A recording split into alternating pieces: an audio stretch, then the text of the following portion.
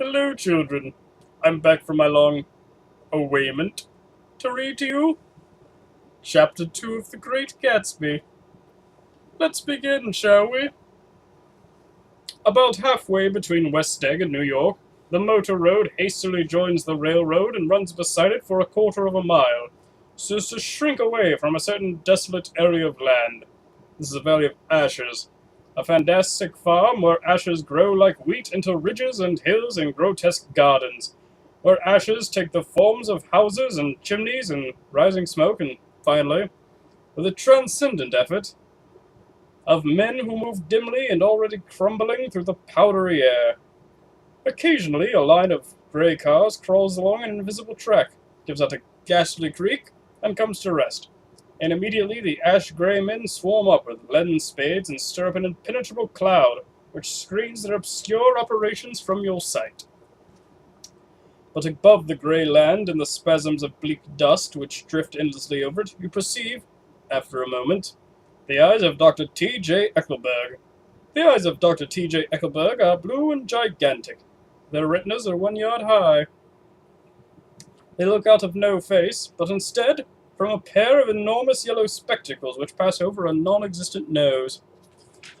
Evidently some wild wag of an oculist set them there to fatten his practice in the borough of Queens, and then sank down himself into eternal blindness, or forgot them and moved away.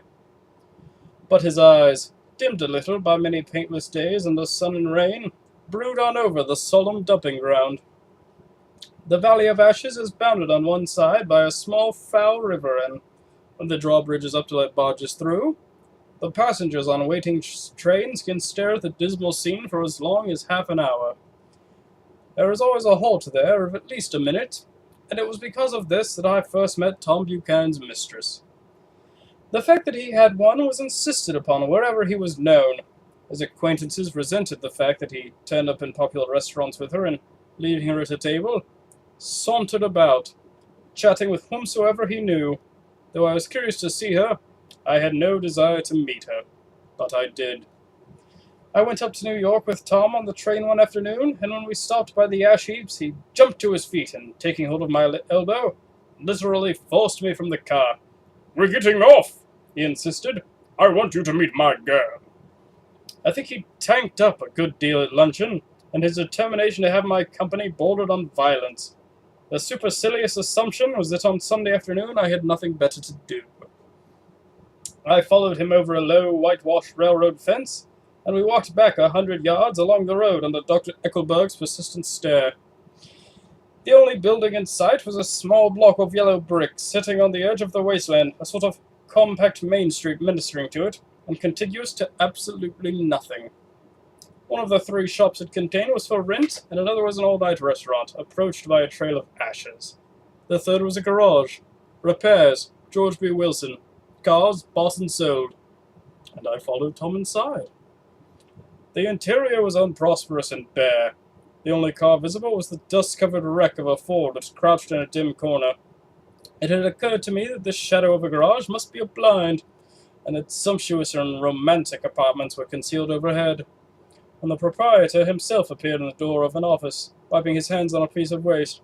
He was blond, spearless man, anemic, and, much like your reader, faintly handsome. When he saw us, a damp gleam of hope sprang in his light blue eyes. "Hello, Wilson, old chap," said Tom, slapping him jovially on the shoulder. "How's business?" "I can't complain," answered Wilson unconvincingly.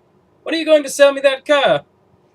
"Next week. I've got my man working on it now." "Works pretty slow, don't he?"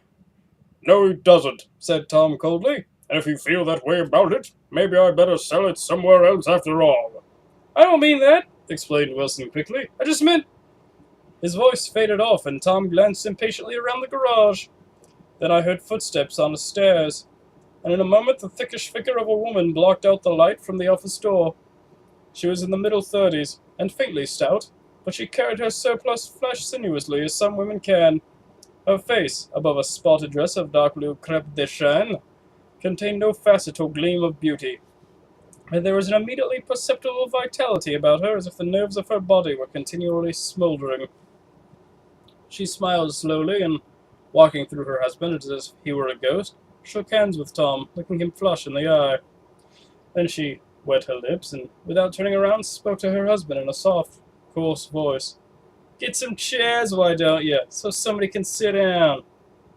"Oh, sure," agreed Wilson hurriedly, and went toward the little office, mingling immediately with the cement color of the walls. A white ashen dust veiled his dark suit, and his pale hair as it veiled everything in the vicinity, except his wife, who moved close to Tom. "I want to see you," said Tom intently. "Get on the next train." "All right." "I'll meet you by the newsstand on the lower level." She nodded and moved away from him just as George Wilson emerged with 2 chairs from his office door. We waited for her down the road and out of sight. It was a few days before the 4th of July, and a grey, scrawny Italian child was setting torpedoes in a row along the railroad track. "Terrible place, isn't it?" said Tom, exchanging a frown with Dr. Eckelberg. "Awful." "It does her good to get away." "Doesn't her husband object?" "Wilson! He thinks she goes to see her sister in New York. He's so dumb he doesn't know he's alive." So Tom Buchanan and his girl and I went up together to New York. Well, not quite together, for Miss Wilson sat discreetly in another car. Tom deferred that much to the sensibilities of those East Eggers who might be on the train. She had stretched her dress to a brown-figured muslin, which stretched tight over her rather wide hips, as Tom helped her to the platform in New York. At the newsstand, she bought a copy of Town Tattle and a moving picture magazine, and in the station drugstore some cold cream and a small flask of perfume. Upstairs, in the solemn echoing drive, she let 4 taxicabs drive away before she selected a new one, lavender-colored with grey upholstery, and in this we slid out from the mass of the station to the glowing sunshine. But immediately she turned sharply from the window and, leaning forward, tapped on the front glass. "I want to get one of those dogs," she said earnestly. "I want to get one for the apartment. They're nice to have. A dog." We backed up to a gray old man who bore an absurd resemblance to John D. Rockefeller. In a basket swung from his neck cowered a dozen very recent puppies of an indeterminate breed. "What kind are they?" asked Miss Wilson eagerly, as he came to the taxi window. "All kinds. What kind do you want, lady?" "I'd like to get one of those police dogs. I don't suppose you got that kind." The man peered doubtfully into the bucket, plunged in his hand, and drew one up, wriggling by the back of the neck. "That's no police dog," said Tom. "No, it's not exactly a police dog," said the man, with disappointment in his voice. "It's more of an Ardale." He passed his hand over the brown wash rag on her back. "Look at that coat. Some coat. That's a dog that'll never bother you with catching cold." "I think it's cute," said Miss Wilson enthusiastically. "How much is it?" "That dog?" He looked at it admiringly. "That dog will cost you $10. The Ardale, undoubtedly there was Ardale concerned in it somewhere, though its feet were startlingly white, changed hands and settled down into Miss Wilson's lap, where she fondled the weatherproof coat with rapture. "Is it a boy or a girl?" "That dog? That dog's a boy." "It's a bitch," said Tom decisively. "Here's your money. Go and buy 10 more dogs with it." We drove over to Fifth Avenue, so warm and soft, almost pastoral, on the summer Sunday afternoon that I wouldn't have been surprised to see a great flock of white sheep turn the corner. "Hold on," I said. "I have to leave you here." "No, you don't," interposed Tom quickly. "Myrtle'll be hurt if you don't come up to the apartment. Won't you, Myrtle?" "Come on," she urged. "I'll telephone my sister Catherine.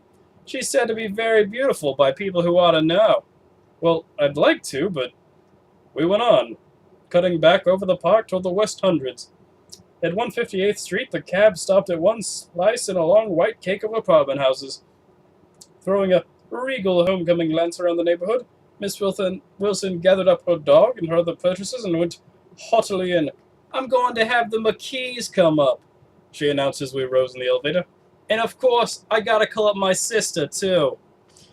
The apartment was on the top floor. A small living room, a small dining room, a small bedroom, and a bath. The living room was crowded to the doors with a set of tapestried furniture entirely too large for it, so that to move about was to stumble continually over scenes of ladies hanging in the gardens of Versailles. The only picture was an over-enlarged photograph, apparently a hen sitting on a blurred rock. Looked at from a distance, however, the hen resolved itself into a bonnet, and the countenance of a stout old lady beamed down into the room. Several old copies of Town Tattle lay on the table, together with a copy of Simon Called Peter, and some of the small scandal magazines of Broadway. Miss Wilson was first concerned with the dog. A reluctant elevator boy went for a box full of straw and some milk, to which he added on his own initiative, a tin of large, hard dog biscuits, one of which decomposed apathetically in the saucer of milk all afternoon. Meanwhile, Tom brought out a bottle of whiskey from a locked bureau drawer. I have been drunk just twice in my life, and the second time was that afternoon, so everything that happened has a dim, hazy cast over it, although until after 8 o'clock the apartment was full of cheerful sun. Sitting on Tom's lap, Miss Wilson called up several people on the telephone. Then there were no cigarettes, but I went out to buy some at the drugstore on the corner. Hang on a moment.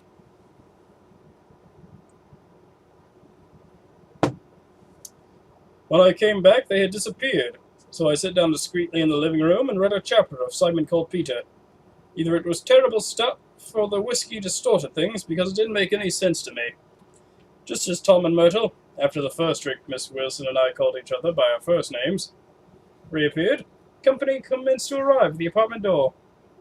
The sister, Catherine, was a slender, worldly girl of about 30, with a solid, sticky bob of red hair and a complexion colored milky white. Her eyebrows had been plucked and then drawn on again at a more rakish angle, but the efforts of nature toward the restoration of the old alignment gave a blurred air to her face.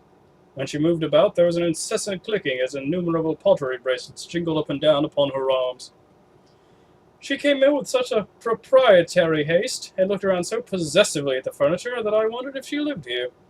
When I asked her that, she laughed immoderately, repeated my question aloud, and told me she lived with a girlfriend at a hotel. Mr. McKee was a pale, feminine man from the flat below.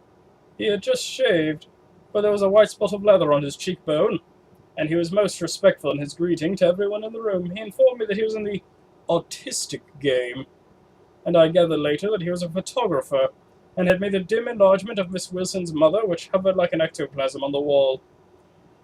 His wife was shrill, languid, handsome, and horrible. She told me with pride that her husband had photographed her 127 times since they had been married. Miss Wilson had changed her costume some time before, and was now attired in an elaborate afternoon dress of cream-colored chiffon, which gave out a continual rustle as she swept about the room. With the influence of the dress, her personality had also undergone a change. The intense vitality that had been so remarkable in the garage was converted into impressive hauteur. Her laughter, her gestures, her assertions became more violently affected moment by moment, and as she expanded, the room grew smaller around her, until she seemed to be revolving on a noisy, creaking pivot through the smoky air. "My dear," she told her sister in a high, mincing shout, "most of these fellas will cheat you every time. All they think of is money. I had a woman up here last week to look at my feet, and when she gave me the bill, you'd have thought she had my appendicitis out." "What was the name of the woman?" asked Miss McKee. "Miss Eberhard. She goes around looking at people's feet in their own homes." "I like your dress," remarked Miss McKee. "I think it's adorable." Miss Wilson rejected the compliment by raising her eyebrow in disdain. "It's just a crazy old thing," she said. "I just slip it on sometimes when I don't care what I look like." "But it looks wonderful on you, if you know what I mean," pursued Miss McKee. "If Chester could only get you in that pose, I think he could make something of it." We all looked in silence at Miss Wilson, who removed a strand of hair from over her eyes and looked back at us with a brilliant smile. Mr. McKee regarded her intently with his head on one side, and then moved his hand back and forth slowly in front of his face. "I should change the light," he said after a moment. "I'd like to bring out the modeling of the features, and I'd try to get a hold of all the back hair." "I wouldn't think of changing the light," cried Miss McKee. "I think it's—" Her husband said, "Shush!" and we all looked at the subject again, whereupon Tom Buchanan yawned audibly and got to his feet. "You McKees have something to drink," he said. "Get some more ice and mineral water, Myrtle, before everybody goes to sleep." "I told that boy about the ice." Myrtle raised her eyebrows in despair at the shiftlessness of the lower orders. "These people, you have to keep after them all the time." She looked at me and laughed pointlessly. Then she flounced over to the dog, kissed it with ecstasy, and swept into the kitchen, implying that a dozen chefs awaited her orders there. I've done some nice things. Wait, no. I've done some nice things out on Long Island, asserted Mr. McKee. Tom looked at him blankly. 2 of them we have framed downstairs. 2 what? 2 studies. One of them I call Montauk Point, the gulls, and the other I call Montauk Point, the sea. The sister Catherine sat down beside me on the couch. Do you live down on Long Island too? She inquired. I live at West Egg. Really? I was down there at a party about a month ago, at a man named Gatsby's. Do you know him? I live next door to him. Well, they say he's a nephew or a cousin of Kaiser Wilhelm's. That's where all his money comes from. Really? She nodded. I'm scared of him. I'd hate to have him get anything on me. This absorbing information about my neighbors was interrupted by Miss McKee's pointing suddenly at Catherine. Chester, I think you could do something with her! She broke out, but Mr. McKee only nodded in a bored way and turned his attention to Tom. I'd like to do more work on Long Island if I could get the entry. All I ask is that they should give me a start. Ask Myrtle, said Tom, breaking into a short spout of laughter as Miss Wilson entered with a tray. She'll give you a letter of introduction, won't you, Myrtle? Do what? She asked, startled. You'll give McKee a letter of introduction to your husband so he can do some studies of him. His lips moved silently for the moment as he invented George B. Wilson at the gasoline pump, or something like that. Catherine leaned close to me and whispered in my ear, Neither of them can stand the person they're married to. Can't they? Can't stand them. She looked at Myrtle and then at Tom. What I say is, why go on living with them if they can't stand them? If I was them, I'd get a divorce and get married to each other right away. Doesn't she like Wilson either? The answer to this was unexpected. It came from Myrtle, who had overheard the question, and it was violent and obscene. You see, cried Catherine triumphantly. She lowered her voice again. It's really his wife that's keeping them apart. She's a Catholic, and they don't believe in divorce. Daisy was not a Catholic, and I was a little shocked at the elaborateness of the lie. When they do get married, continued Catherine, they're going west to live for a while until it blows over. It'd be more discreet to go to Europe. Oh, do you like Europe? She exclaimed surprisingly.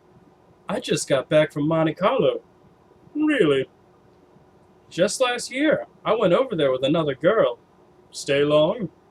No, we just went to Monte Carlo and back. We went by way of Marseilles.